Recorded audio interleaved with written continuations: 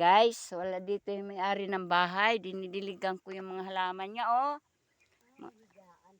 Mga kamatis, guys, oh. Mga hinog, oh.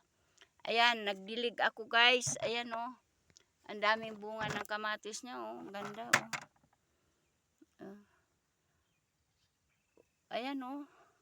Ang daming bunga. Nagdilig ako. Wala dito yung may-ari, eh. May tubig naman siya, kaya diniligan ko yung... Binigay ni Helen yung kortina niyan. Ang daming bunga kalamansi, oh. Parang kay Helen man yung kortina, binigay ni Helen. Siguro, hitik-hitik ang bunga, oh. Ayan, oh.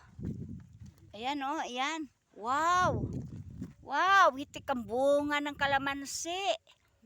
Dito niya lang ito matatagpuan sa Balagbag. Yan. Kamote niya, oh. Yan, oh.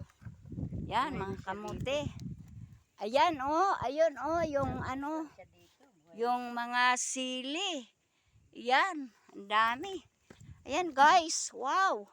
Dito lang kayo makakatag na panghalo sa pagkain na libre, guys. Ayan pa, oh.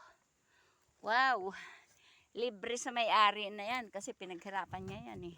Di ba, Pres? Yan ang presidente namin. Masipag din yan. Wala dito yung may-ari ng bahay. Pinuntahan namin kay tutulungan namin. Wala dito. Kaya kami na lang nagdilig. Sige, salamat, guys. Bye-bye. Uwi na kami. Ang ganda ng ano, sikat ng araw, oh.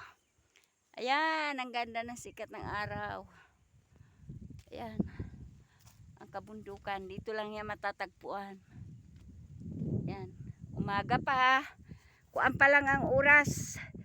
6:35. Yan na yung sikat ng init. 6:35. Oh, uwi na kami. Bye-bye, guys.